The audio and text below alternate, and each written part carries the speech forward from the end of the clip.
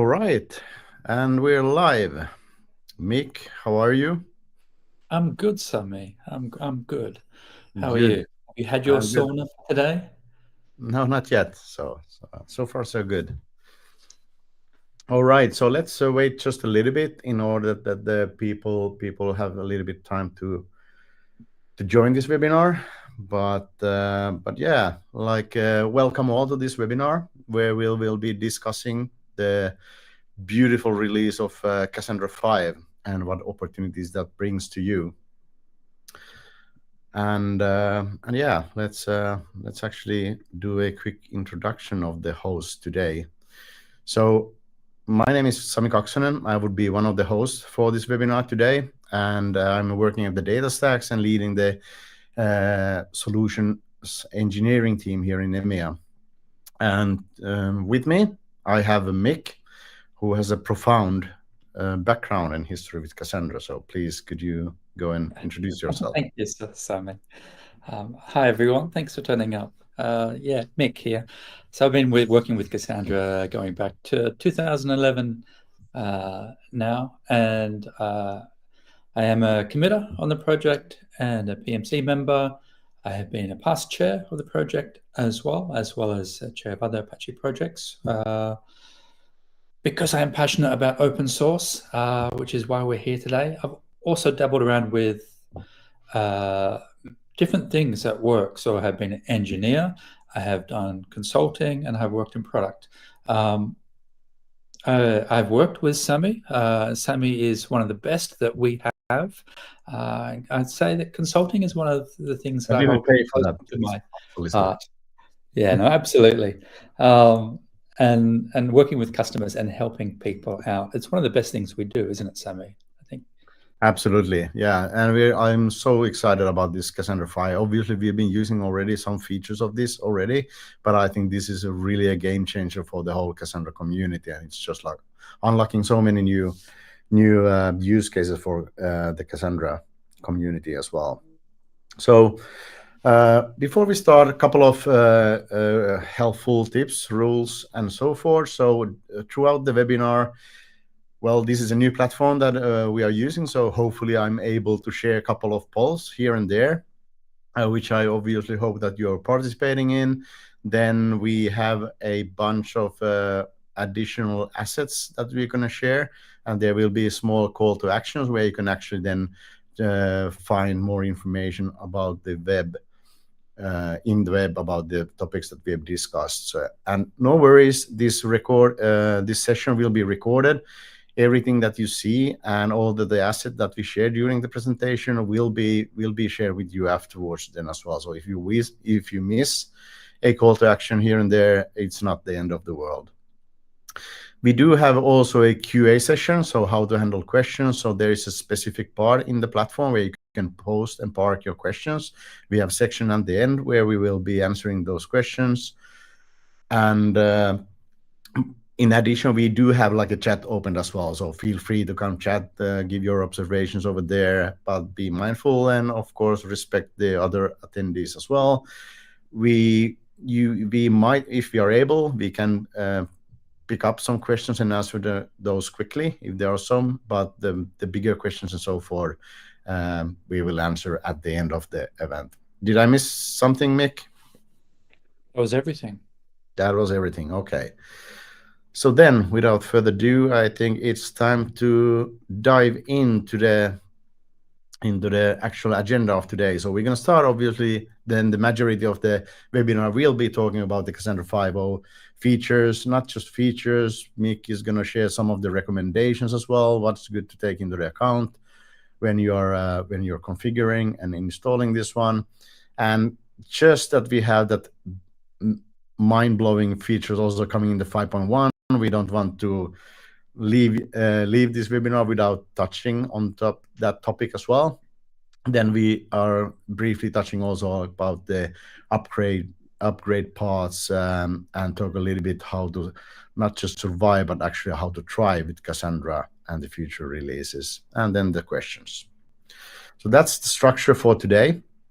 And let's go to the next slide, which would be the introduction to the main feature of 5.0. And before that, there's a little bit context how we got here. So Mick, what do you think? Yeah, so there's a lot of details on this slide, but I think it's a great slide to begin with because it lets us talk about the journey that we've been on since 4.0, which it helps us give a lot of credibility to it's not just the features coming in 5 that's a big deal. That this train has properly left the station and is moving, and things are happening. So Cassandra kind of came back in a big way with 4.0, but for the most part, it was about different companies and the contributors and the committers being more diverse today, coming together from different places and kind of re-establishing a working relationship, but also the ground rules, so to speak. And one of the most important things with that was QA. And so our QA system in Cassandra is really extensive today. And a lot of stability stuff went into 4.0. You know, the testing and the QA stuff, that can be hard work, and that's one of the reasons it took so long to get 4.0 out. But then on the back of that, we came out with 4.1. It was still focused on operational stuff and stability issues, but we were also starting to do some foundational improvements and refactorings there, with, you know, looking forward to what was coming later. 5.0, it is the release where we're really starting to see all of that past work pay off, and all of these big features are now coming out. A number of these big features have been in production in DSC or other solutions for many years already. So 5.0 is already a very strengthened and stable release because these features are being upstreamed from other places, which is what we're seeing now as Cassandra becomes a more mature and more diverse product. And then going into 5.1, we see that momentum isn't a one-off. It's continuing to roll out. And the features coming out in 5.1 are even bigger. We have ACID transactions, we have transactional cluster metadata, we have a whole lot of other stuff coming too, which is super exciting. Back to you, Sami. Yeah, okay. So let's try our first poll here. So people are still joining. I see that people are still joining in, but let's give it a try. So now let's see if this works. So I made the poll visible now. Hopefully you can see that and you can choose. So just curious about what is your existing, like the main Cassandra cluster version that you're using today. And let's see if we can get any answers. Like I'm equally interested in understanding whether I can operate these polls and what are the actual results here. But let's just use this as I believe in you, Sami. Yeah, at least there's one vote. So technically, I think it should be working. So okay, now there's a couple of more. So let's just like give it a few seconds. Then again, it's not like intention that we need to wait here for minutes in order to get the full blown view on here. So let's see, we have a few of those.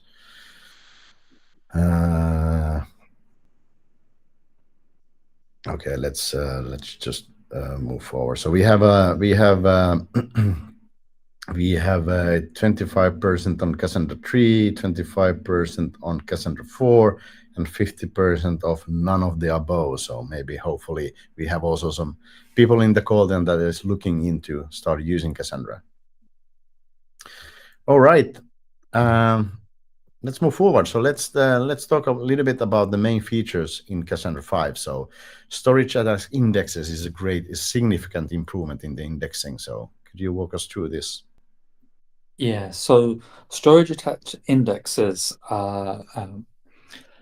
has been under development for a long time. So the secondary indexes in Cassandra have always been a bit of a sore point. We have the legacy secondary indexes in Cassandra, which they write to different tables internally and come with their own set of problems and write amplifications. Then we have the SASE, which came along later. They're okay, but they also had a number of problems. What SAI does is it's able to add a lot more, it's a lot more efficient, and it's able to add a lot more indexes on the one table and scale efficiently. This has been a big win. The performance of it is solid, and it also allows us to build other things on top of it. So Sami, if you want to go to the next slide. Yeah, and I believe this is also reducing the storage needs that you need for the indexing as well. So it's one of the benefits. So let's go. Yeah. So one of the kind of use cases for SAI is similarity search. Yeah, so this is a big one, and it came in the development cycle for 5 quite late. The whole Gen AI hit us like a thunderstorm. From a usability point of view, vector search in Cassandra, super simple. This is one of the really beautiful things about it. So you can just take an existing table in the as we've got in the first step, and just add this embedding column. And the type is a vector of a float, and then you just add the array dimension according to the embeddings that you're going to use for these vectors. Then after that, once that's there and you've got data and you want to put data in, you can put data into it, you add a vector index on that column. This is step 2. And that index, you just say that you're using the SAI index type. Under the hood, it's actually going to use the JVector library and allow you to do searches there. But the JVector library works with this SAI index. So very simple. Next slide, we can see how to query it. So the different ways to query these vectors, since they're not restrictions, the syntax is in the order by clause. So the first example where we want to do a vector search anywhere in the table, we're just selecting from the demo table, and we're just saying, select your results by your proximity, approximate nearest neighbor proximity to the embedding column, and you provide your own embedding there, and I'm just interested in the top 10 results. Of course, we can also do this within a petition. This is a very common pattern in Cassandra. It's a very high performant approach. If you've got petitions with thousands or tens of thousands or hundreds of thousands of rows in them, you can do vector search within each of these petitions. And of course, as you saw with this example, we've got the original data and the embeddings in the same table. You can do, and you could have lots of other columns in each row as well. So you can combine your indexes here. This is one form of hybrid search, and it's all within the single SQL statement. So it's very powerful. Yeah, I think that is cool that you can combine these two things in one round trip, and you can kind of basically filter and do the hybrid search based on this syntax.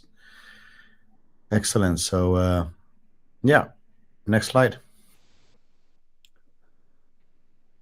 Yeah, so before we jumped onto the next 5.0 feature, somebody and I talked about this, and we kind of wanted just to kind of briefly touch on why this is such a big deal. This vector search feature is such a big deal for Cassandra. And if you look at what Cassandra is, and if you look at what Gen AI is doing to systems designs and to people's platforms, you see that the vector search is just the perfect feature for us. So Cassandra is this platform. We know its strengths. It's highly available. You know, it's the du jour of availability systems for databases. You can knock out whole racks. You can knock out data centers, and your application doesn't notice. No business impact whatsoever. It's linear scalable. You know, and up until, you know, like hundreds and thousands of nodes, this is like there's a lot of prestigious engineering into this. More importantly for the user, linear scalability, it's not just about this is a technology that you can invest in and at some point in the future, when you're successful, not have to rewrite it. it also means predictable costs over your success path, which is incredibly important for businesses. It's a low latency database. You're getting all your results in milliseconds. It's a database that sits in the transactional space, and it replicates around the world. And that can be for the sake of availability and resilience, but it can also be just bringing the data closer to client applications that are deployed in different regions. Why is that important for Gen AI? Well, we see that if you're using Gen AI, then you're using RAG, and if you're using RAG, then you're using vector. And what it means is that there's going to be an explosion of data in your database, and you need it to be low latency. And what we're seeing is that as people are doing more with their vector search, and as people are introducing more AI agents, and not just AI agents which are the humans are directly interacting with, but AI agents that are kind of using each other, they see that the traffic load and the traffic shape on the database is significantly changing from your traditional transactional database. And this is really where Cassandra and all of its variants are coming in strong. So yeah, next slide, Sami. Yeah. And this is why we've been investing so heavily in this space, because we feel that it's our home turf. And here are some of the numbers to speak to that. Sami, do you want to take one of these? Which one? This. You can choose. Do you have a favorite on this? Yeah, well, let's start from the left to right then. So maybe we can start from there. So we just recently have a Forrester Wave report that was evaluating and doing research on the various different vector databases in the market today. And basically because of the characteristics and the capabilities that Mick was mentioning just earlier on, Cassandra and AstroDB has been put there as a leader in this category. And actually the number one in the hybrid search vector store category. So I think that is the giveaway, and I think we have a call to action as well. So if you want to take a little bit deeper look in the report, I mean, it's fairly extensive, so you can find all the details, how the comparison was done, what's good and bad on various different vector options in this research. And yeah, so maybe the right hand side is then just basically giving out the kind of advantage that we have with Cassandra-based vector stores. You get higher throughputs. The ingestion is faster, and also the relevance and recall that you can get is much higher as well. And I guess this is a good place to remember or remind the people that actually DataStax and then that Jonathan Ellis have made a massive amount of work with JVector that is basically now the core of the vector search capabilities in Cassandra. Yeah. So that JVector library that Ellis has been absolutely monumental on, and it's shown here. So this was on the right hand side. We've got the results from a GigaOM report, where we're just blowing Pinecone out of the water on every front, and we're seeing this across the board with comparisons against all the different vector databases.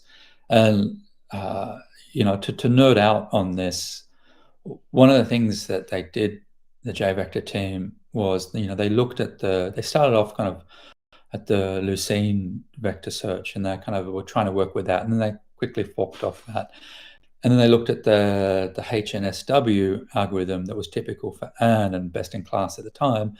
And then they went off and looked at the research, and they looked at the Microsoft's research on disk ANN. And they went and implemented that.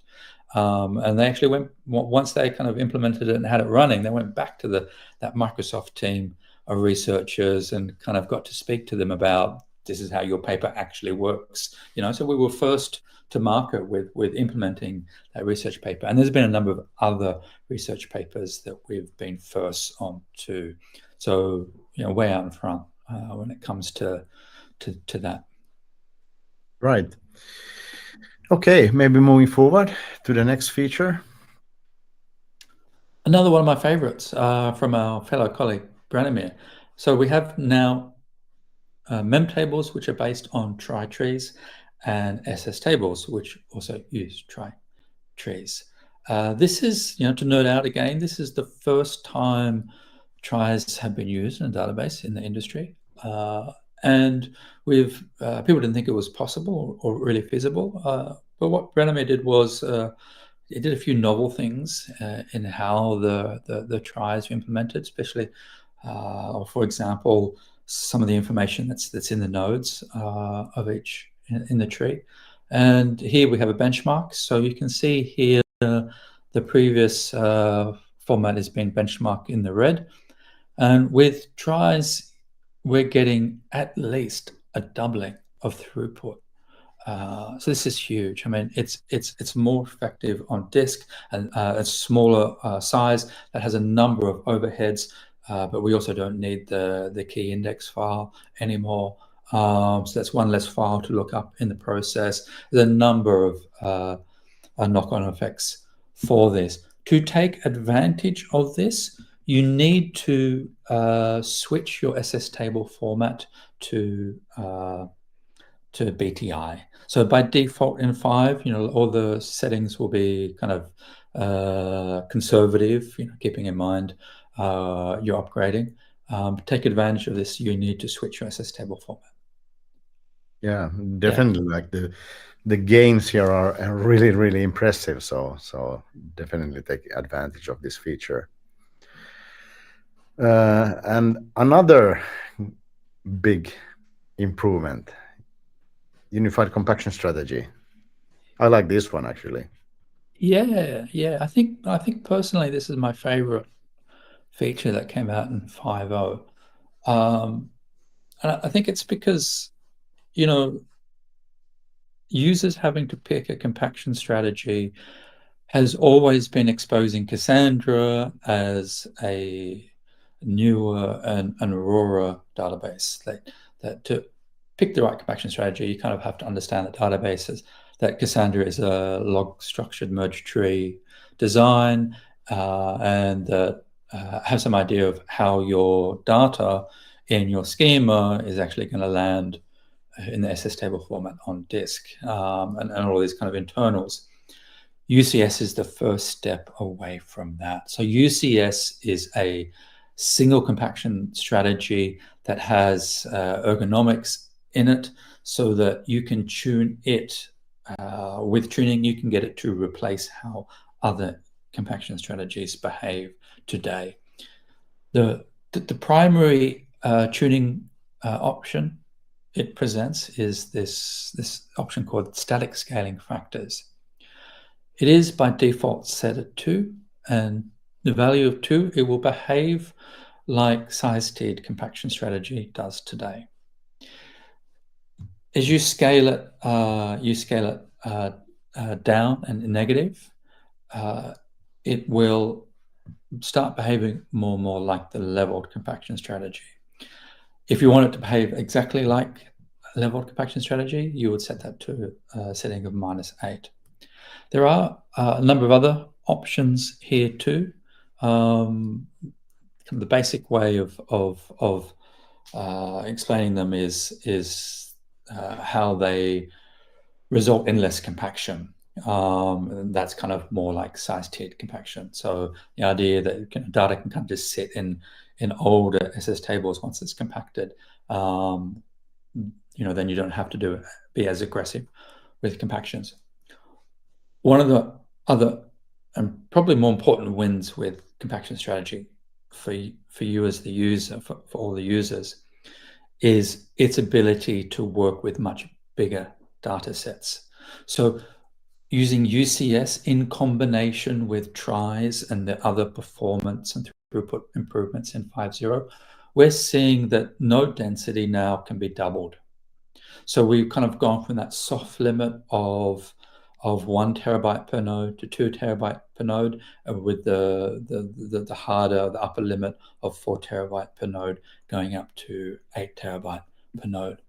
Some small tips here if you're using it, and especially if you're increasing your node density, you'd probably want to increase the current compactors to match the number of core CPU cores you've got, and you'll most likely want to increase your Java heap up to 31 gig.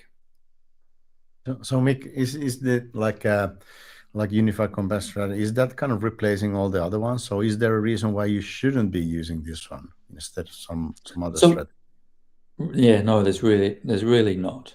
You will need to go in and manually switch over tables if you're upgrading from previous version to use this. So the exception may be time window compaction strategy. So when time window compaction strategy works, it's perfect. But it has a lot of caveats. So, the writes have to come in chronological order. The rows have to be written, in chronological order. And it's very easy for those things to break, and then time window compaction falls away. So in many ways, unified compaction strategy is the safer option that replaces everything with very, very little loss in the TWCS. Now, these tuning options, if you go to the docs for Cassandra, it looks a little bit like a research paper. The tuning options can be a little bit intense. It's going to take some time to learn them and get good at them. That's what Luna support is. Luna support could help you with that straight away. Down the road, we may introduce the automated ergonomics around this. So unified compaction strategy, it just self-tunes itself into the right sweet spot for the data model as it's keeping its heuristics on that. We have that in Astra. That's a pitch for Astra. It does that for you. If we upstream that, that's just a matter of time and resources available for us. If that happens, no promises there. Good. I think that feature is well covered right now. And then maybe obviously there's a lot of other features as well. So it's not just Cassandra 5 release is not limited to these, but I think those were one of the most important ones. And then maybe can you walk us through a little bit like recommendations? What do you think?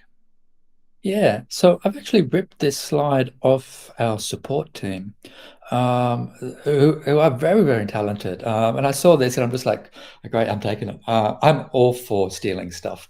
That's the Australian in me. I'm a true convict in that sense. But going with those recommendations, which are completely sound. So LWTs, a lot of people have problems with LWTs. There's contention problems with LWTs. They're not very performant. Cassandra 4.1 came out with a version 2 of Paxos. A lot of people don't realize this. You've got to go in and enable it. And that will reduce the network round trips of each Paxos or lightweight transaction call from 2 down to 1. So that's a doubling of throughput. So that can have quite a significant improvement. And it's an important step that we got out and validated in people's production around the world in preparation for a core that's coming in 5.0. Comes to repairs. So since Cassandra 4, the default has been incremental repairs. Incremental repairs generally work much better and cause a lot less load. They can require different tuning. If you're still running on 256 V nodes, that can be a problem. And when it comes to scheduling and other things, we recommend that you use Reaper.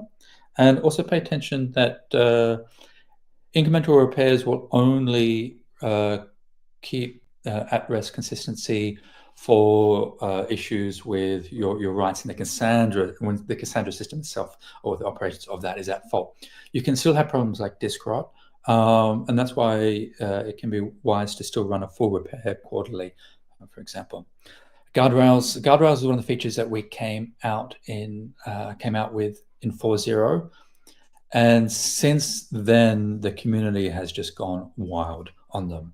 Apple, Netflix, NetApp, Avian, they've all jumped on this and added stuff. It's super popular. So there's heaps and heaps to choose from in there. A quick few to highlight that we think are really important and will certainly make your operators of Cassandra much, much happier. You can disallow the use of simple strategy in production. You can disallow anyone doing a drop key space. You can also kind of set like a base upper limit default time to live on tables where they're using time window compaction strategies, or where the dark model is supposed to always being putting time to lives on the right request. But sometimes dev teams, a bug comes out and all of a sudden you've got a couple of hours or a couple of days until they get the fix out of writes in the system that didn't have TTL on them. We have in Cassandra 5 now a configuration file called Cassandra latest YAML. So if you're doing a new cluster, if you are doing a proof of concept, or if you're doing benchmarking, this is the configuration file to use. It has all of the latest and greatest stuff in it, not just experimental. It can just be stuff that's new and stable. The reason that a lot of those optimal settings are not in the Cassandra YAML file is the Cassandra YAML file has to stay conservative, because it's primarily keeping in mind that people are upgrading from previous versions. So you're supposed to do an upgrade first, and once you're confident with the upgrade on or the post-operational activities, then you can start turning on the new features. But of course, now that applies if you've got a new cluster. Moving on, don't use the legacy secondary indexes or SASE. Move straight away to SAI. They are just so much better and more stable, and there's a few more features there too. Never use materialized views. So materialized views are problematic, especially over time. And if you're setting up a new cluster, use 16B nodes and take advantage of the allocate tokens for local replication factor. And if you're setting up your cluster topology for the first time, use one rack in each DC or RF number of racks in each DC. And RF for most people is usually 3. So that's a 3 racks per DC recommendation. Okay. Yeah. So if you're using materialized views, no need to wait. So start looking at how you can convert those to SAI use cases. Yeah. All right. SAI, denormalize it. Try to find something else for materialized views. There will be some a lot more possibilities for you in 5.1 with a chord, but that may be too far away for you if you're having production issues already with them. So the next 2 slides I've taken from my summit talk, and there is a call to action link for the YouTube video for that presentation. And that presentation, I go through all of the different recommendations or typical problems and fixes that 25 years of consulting have accumulated at the last pickle and at DataStax. Now, you can't assume that any of these are actually problems for you. They are just things for you to go check and validate and potentially fix. And the other nice thing with these slides, I think there's like 15 or 20 of these slides in that talk, is next to the items where there is a improvement or fix coming in a newer version of Cassandra, there's a little I with the version number next to it to encourage people to get on to do an upgrade rather than waste time fixing these things the hard, laborious way. Yeah, so this webinar is just way too short and not focusing, going into really details of these, but like Mick said, there's a lot of wisdom and insight. So for anyone who wants to deep dive, please take a look at the YouTube video. It's going to be awesome. All right, I think we are done with the 5.0 features or the overview of that one. And then one juicy part from the upcoming 5.1 version as well, which is not that far away, but what we think is going to be, again, like unlocking a whole new world for Cassandra and supporting the ACID transactions. So, Mick. Yeah, Sami, this one is big. This one is really big. Should we pause for a minute just to let it sink in before? No, yeah, I think the more you dive into this one, the more it takes the breath away. So first of all, This has taken a long time, but that's no surprise for what's at hand. So in 5.1 or trunk, transactional cluster metadata and everything else has already been committed, and this is the last remaining feature, I believe, to be committed, and we're very, very close. This has gone through trillions of tests, iterations at Apple. So this is the amount of testing that's going on here to get this, the ACID guarantees, in all situations, is incredibly thorough. And it's huge because it means this Accord consensus protocol that the folks from I think Michigan University and from Apple have come up with. It's kind of looking at, it's taking Paxos and Raft and Janus and Caesar and all these other consensus protocols that we've had and moving them a step forward. For Cassandra, it's important that it's a leaderless solution, like Paxos was, but it works on commodity hardware, so just your existing hardware. But it's able to do cross-table, cross-partition transactions with single network round trips. It makes Cassandra an ACID compliant database. More importantly than that, it really, in the industry, raises our definition and practice of what those ACID guarantees are. Isolation levels, we're going to strict serializability here. That is more than any of the relational databases can do today, at least with any reasonable, realistic performance in production.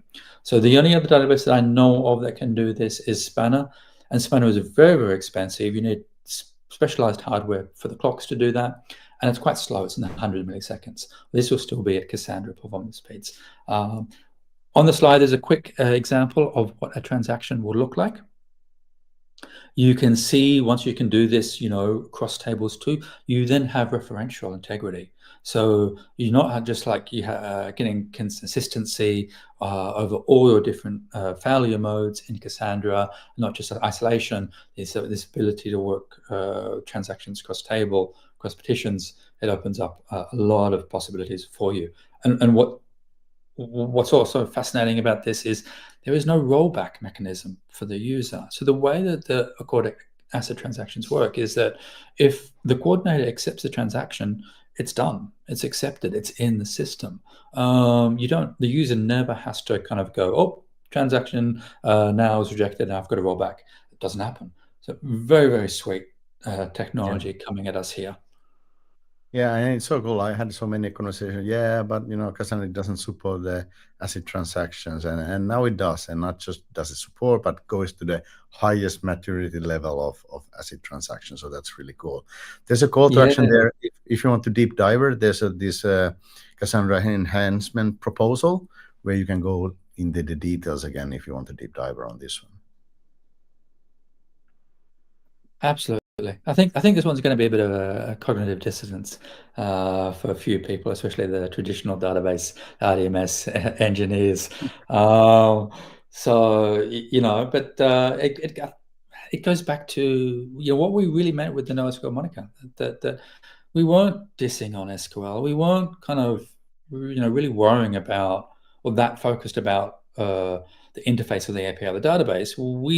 This is about distributed computing. This is about the challenge of taking a database, ideally as powerful and flexible as the RDMS systems are, and just taking it from a monolith to a microservices solution, so that you get the added capabilities of scalability.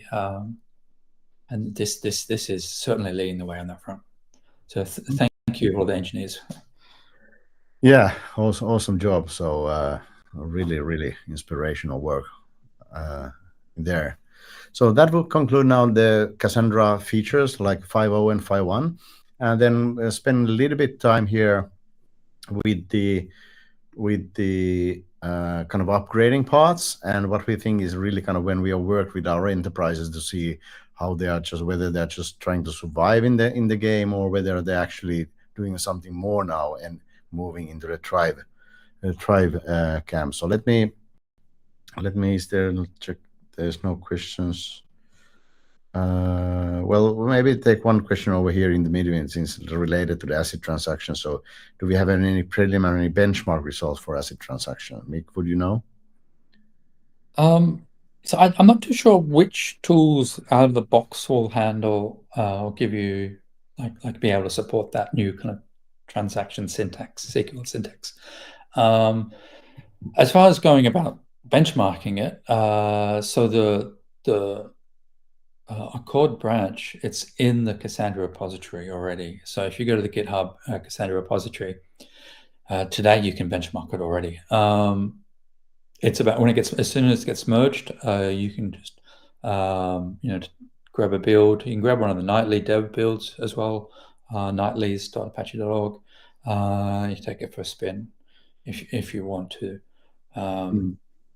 So as far as what we have seen, I don't have the numbers, but I remember as soon as things hit 100 milliseconds, that was like a bug, like people were going to fix it.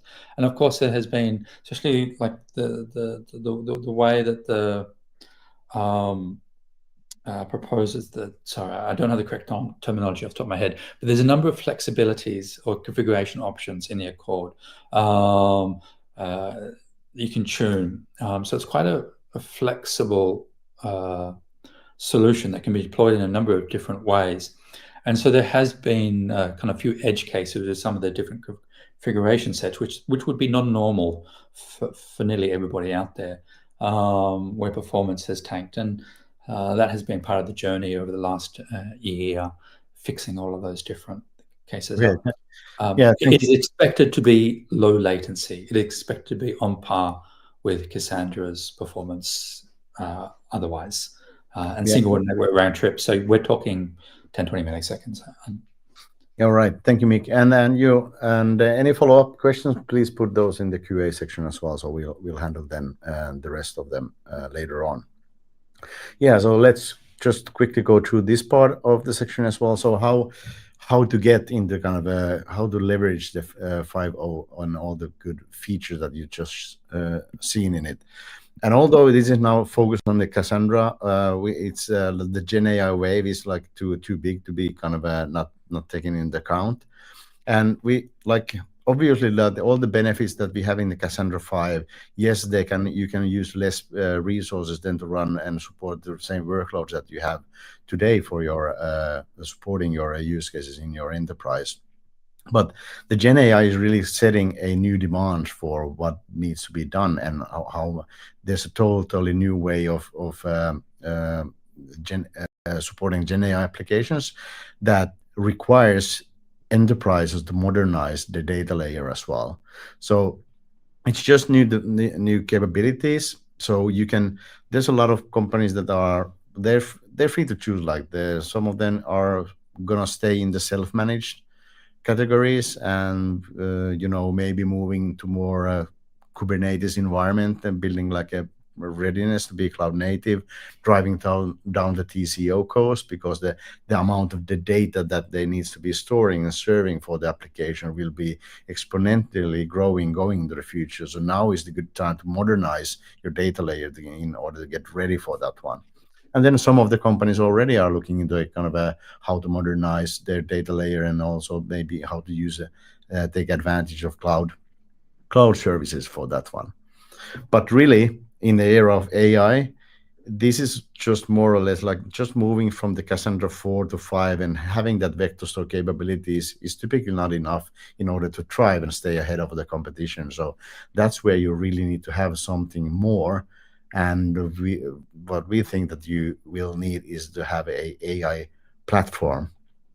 And that is something that, like anything that we do in the data stacks, we rely on open source components, right? And that is true also for the components that we are using for the data stacks AI pass. So you need to have a rapid orchestration layer, so no code, low code layer where you can rapidly pilot and experiment and create your Gen AI applications. And So I'm going through what we actually mean with the platform. So you need to have an orchestration layer serving your developers, being super productive in creating new Gen AI application. Those applications needs to be fueled with the vector engine, vector store capabilities, and obviously that would be Cassandra powered. And in this case, it would be Astra. And a platform cannot survive unless it's very well integrated into the ecosystem. So you need, since this since this Gen AI landscape is moving so fast, you need to be able to maintain that agility and choose what is the best for your use cases. So that's why you need to have like uh, a platform that is agnostic to which LLMs you are using, supporting agent frameworks, various agent frameworks, providing help with the ingestion, whether it's embedding services or pulling in unstructured data in your data platform. So all of these, and in addition, that you want to run that in any environment that you want to.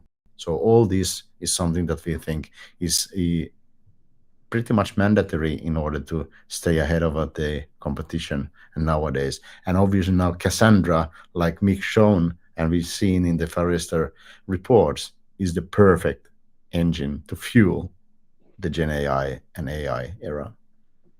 I kind of Anything? stole some of your thunder with those earlier slides, didn't I, Sami? Yeah, a little bit.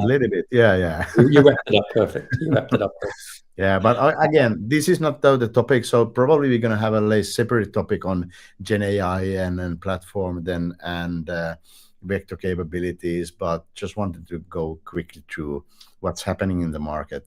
And then when we are supporting our enterprises, whatever is their path to the kind of utilizing the Cassandra 5 features, then we are there to help. Mick already mentioned this Luna support. So if you want to keep, like if you really want to keep following the open source, 100% open source mode, that's perfectly fine. We can help you with whatever you want to achieve with that. You have access to our amazing support team, and kudos for the support team for the recommendations. So they really know their stuff. So that's something that can help you. But one thing that I want to remind here in this slide is that we've seen many of customers now going into Cassandra 5, using the vector store and doing benchmark then with another vendors about the performance and recall. So since the landscape is moving so fast, we are actually moved already into next versions of this J vector, and for example, moved away from the HNSV. Like you stole my thunder again, but you mentioned this already, that we are done some technical significant changes in the vector then that leads to a much better performance and better recall as well. And those features are actually the one that put us into the leader category in the Forrester report. So now these upgraded vector store capabilities, you can run in your bare metal with DataStax Enterprise. If you are ready to move into more Kubernetes environment, lower your TCO, you can go with the hyperconverged database option. Or then if you really want to focus on innovation and building value for your business, then and not spend time with maintaining the infrastructure, then there's always the fully managed Astra DB, which we host for you. So those are probably a couple of the four different options and routes that you can take in getting your existing Cassandra workloads to a new, better state.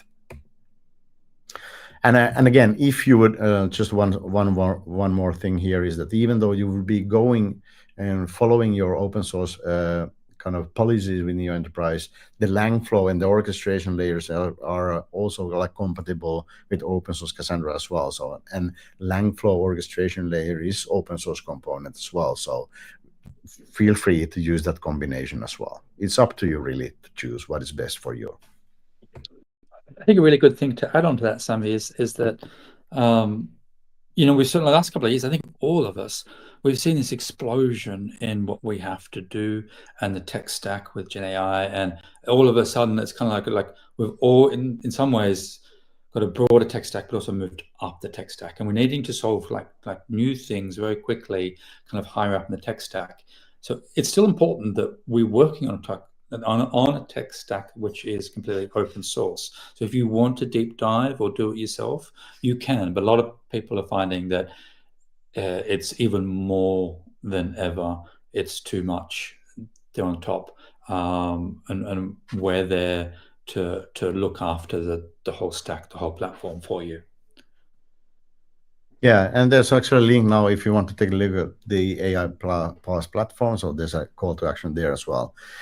One of the last slides here is also when you are doing your migration upgrading, there's a good, again, open source tooling that is available, something called zero downtime migration, which allows you to take your existing clusters and move that to a new target cluster without any downtime.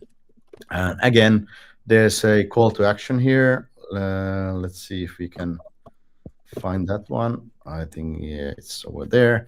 So there's actually like an awesome asset online, and there's even a hands-on lab where you can experiment the kind of this process. So the process as such is fairly simple and straightforward. So you have this CDN proxy that you are enabling and putting that between your application and Cassandra cluster that enables you to do dual writing then.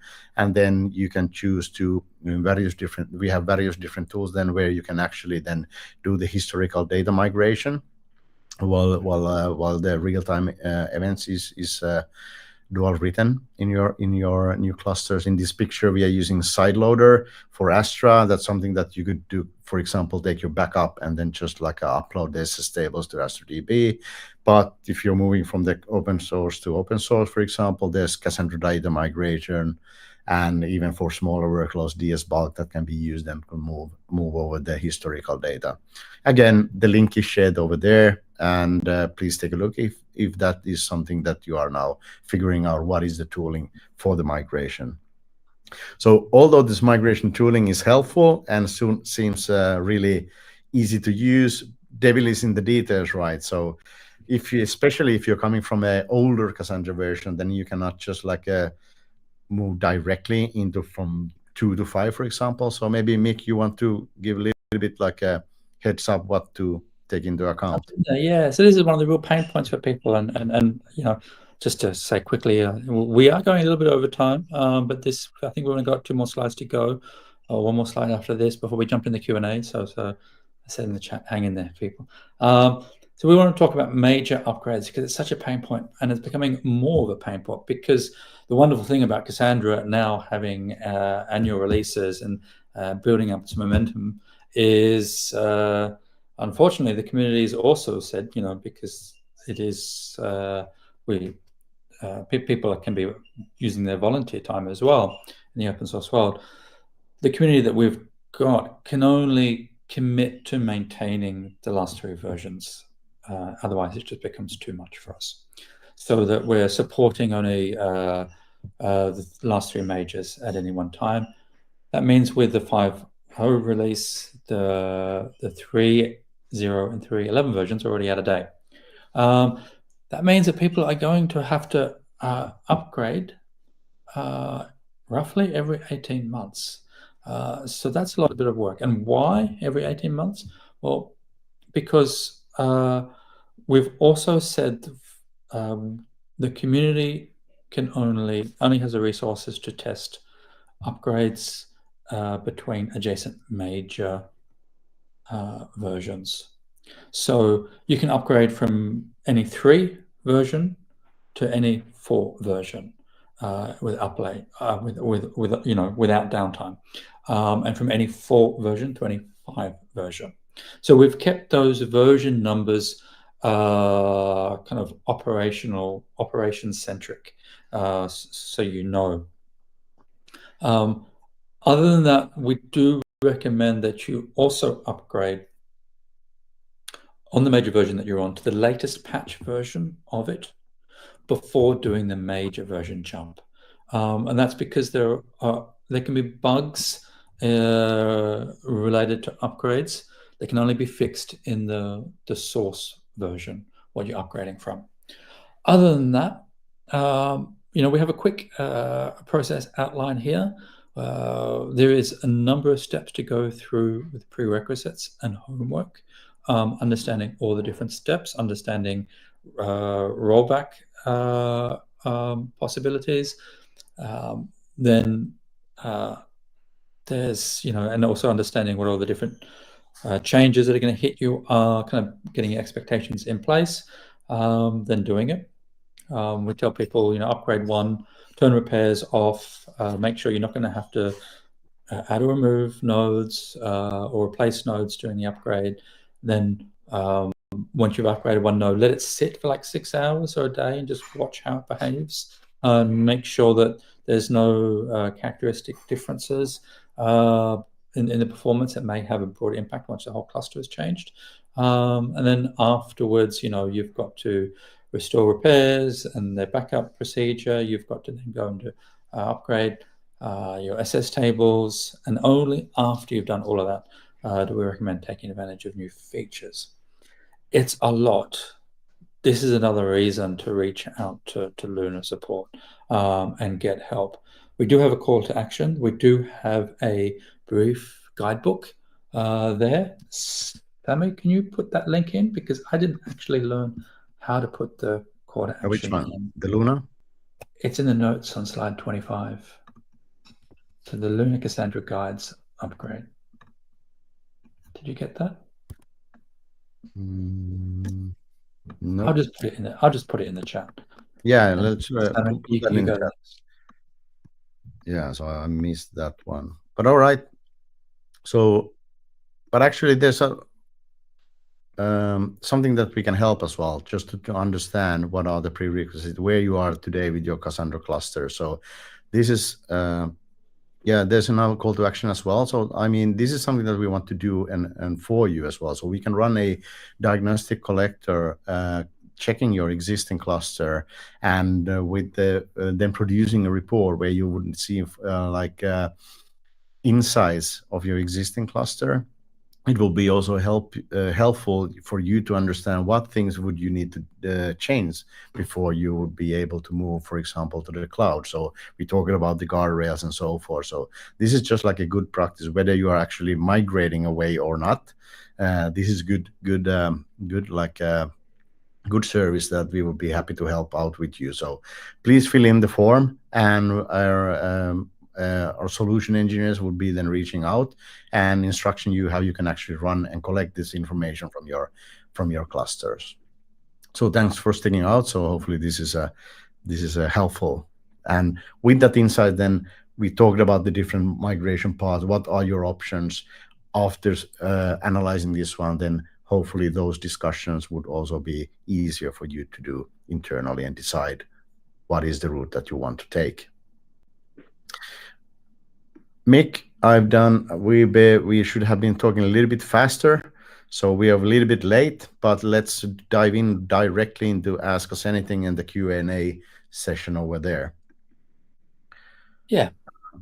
Let's jump to the first question. And folks, if you did ask a question in the chat and we missed it, feel free to rewrite it in the questions section, since we're looking at that now.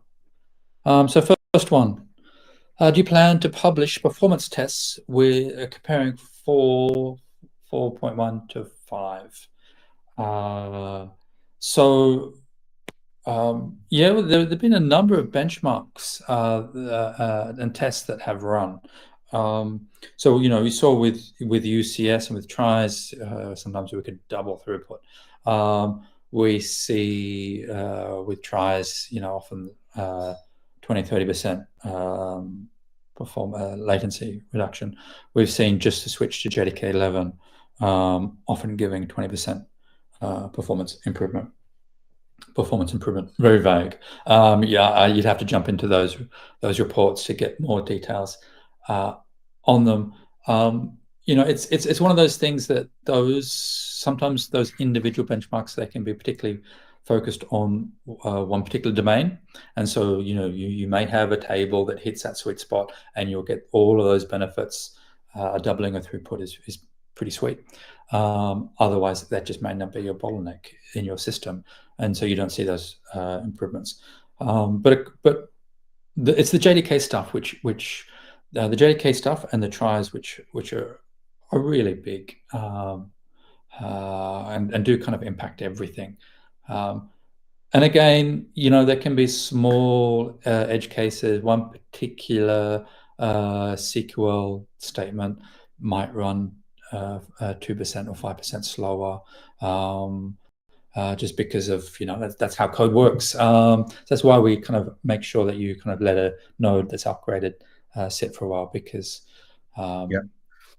you never know. But hopefully with the improvements overall, any such things come out with the wash. Next question. Thank you, Nick. So hopefully that Jiri answered your question. And like if there's something that you still want to reach out after the webinar, please do reach out to me or Mick, and we can help with that one. But let's move to the next question. Does UCS work better with incremental repairs compared to size-tiered compaction strategy? This depends on how you tune the UCS. But yes, we are aware of the problem with anti-compaction and a high number of tokens. So 256 vnodes is a problem with streaming events, with anti-compaction, especially anti-compaction off the back of repairs, for example. If you can lift and shift your data center to a new data center with lower vnodes, it's a bit of work there. Hopefully there'll be more possibilities to address that with 5.1. The only thing I can say to this, and it's not a silver bullet, but in those situations, token range incremental repairs may not work either. So what a lot of people were doing with the full repairs is to get them through and to kind of add some resiliency to the repair schedule. They were doing token ranges of repairs. The problem with incremental repair and token ranges is there's an application of the anti-compactions happening that you may not have that spare capacity in the cluster for. It's a good question, not a great answer. Sorry, Dimitri.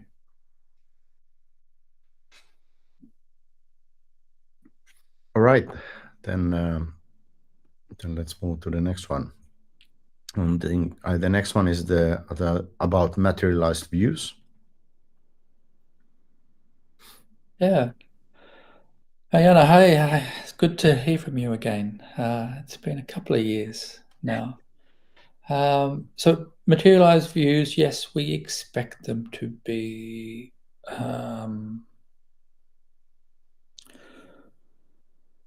not deprecated, but we expect there to be a replacement for them built on top of Accord and TCM.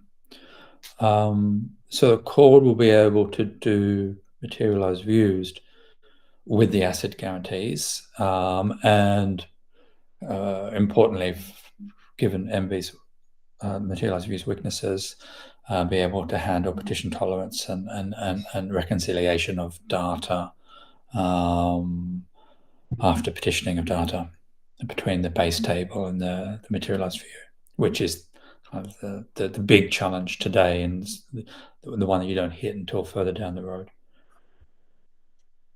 So yes, hold in. And if you're keeping materialized views running for the moment, maybe just keep an eye out for 5.1. Next question. Do you want to click the button on the next one? Yeah, there's a bit of a lag, like getting the previous one down, so maybe we can read out the... Do you see inspiration from Scylla?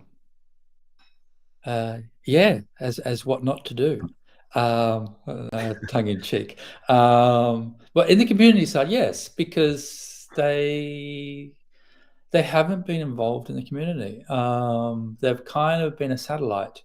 And while competition, especially open source competition, is fantastic, so there's a definite yes there. They're still stuck on 3x features. So their code has diverged, was always diverged, but they're pulled apart so far now they just can't keep up. Otherwise, if I'm looking to give compliments to Scylla, I mean, they're very talented engineers. There's no doubt about that. But I think one of the things that has been fantastic is the engagement with the drivers on some of the newer languages, so like with the Rust and with the Go. And all of the drivers are now coming into the Cassandra community. They're being donated. So we're actually kind of on the driver front seeing a whole new group of people coming into the community. And we've started to see some Scylla people come in there too. And they are absolutely a heartfelt, warmly welcome into the community. So that's quite positive. All right, moving to the next one. Now actually the tool caught up as well. So next one is about the switch to tries. Yeah, so when you switch to tries, yeah, you need to rewrite the tables. You can let compaction just do that by itself. Or you can do a upgrade assist tables, which is the same operation that you do after an upgrade.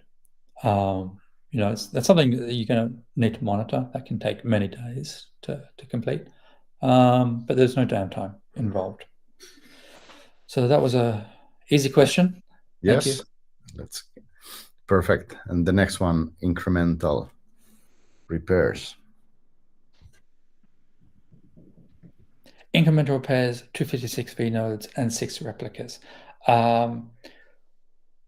Okay, so whether it's recommended or not, I mean, you've highlighted some pain points here with the V nodes and the RF, but I would say more to do with the size of the table, because if it's a small table, full repairs are going to happen so fast.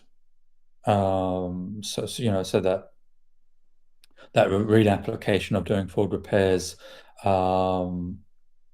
it's of very little overhead. So full repairs is the way to go. But as soon as the tables get bigger, there's this trade-off between when is the read application of the full read repairs more costly than the anti-compaction that the incremental repairs introduce. That's something that you've got to figure out yourself. And of course, you need to look at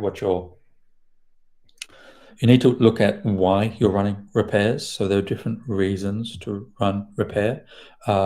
If you've got a strong consistency model, then repairs are more about consistency at rest, and that's more because you're on the read path. Consistencies will be reconciled. But like inconsistencies on the disk can still be a problem, because you may need to replace a node, or there may be like nodes added or decommissioning, and then those inconsistencies can actually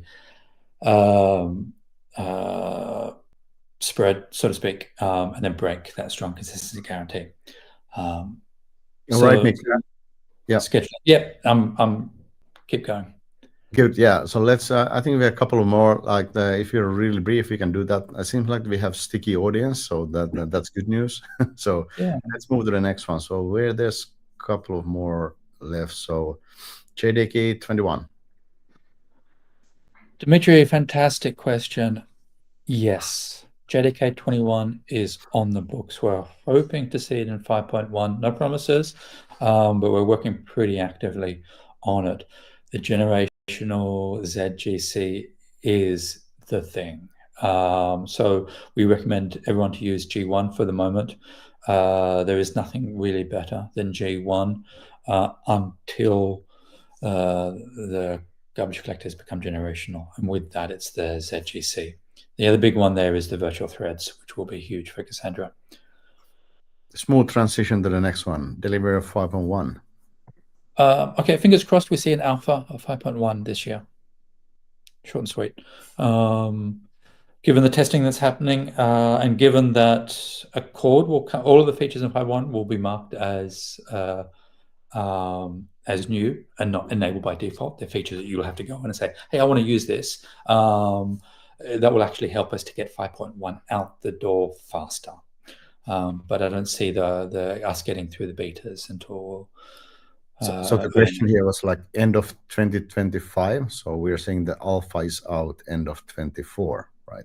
Yeah. So I'm being a lot more optimistic than Thierry. Indeed. So, all right. So You know, this is Cassandra is a livelihood of many companies. We just can't afford to let bugs out. So, you know, I know it's frustrating that releases can take time, but the reason they take time is because we're treating your production with the utmost seriousness. And final one. The training programs. So we're going to, if you go look at the summit videos, the Cassandra Summit videos from last December, there'll be a lot of content there that you can pick up. I think DataStax has some material, doesn't it, Sami? Or have we just created? Yeah. So maybe this is something that we can then follow up and share with what would be good assets to kind of start learning 5.0 and the new features. Yeah.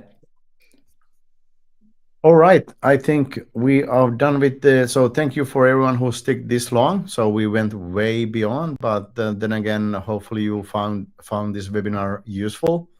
And like I said, hoping to continue the discussions with many of you then after this webinar and maybe talk about how we can do those health checks for your Cassandra cluster. So Mick, anything you want to add? No. But you know, if you've ever seen those health checks before, they are super in-depth and rich, and there's a lot there. So yeah, let Sami look after you. All right, that's it. The show is over. Everything has been said that we had in mind. So hopefully, again, thanks for joining, and hopefully you will be visiting our webinars in the future as well. Thank you, and have a good day.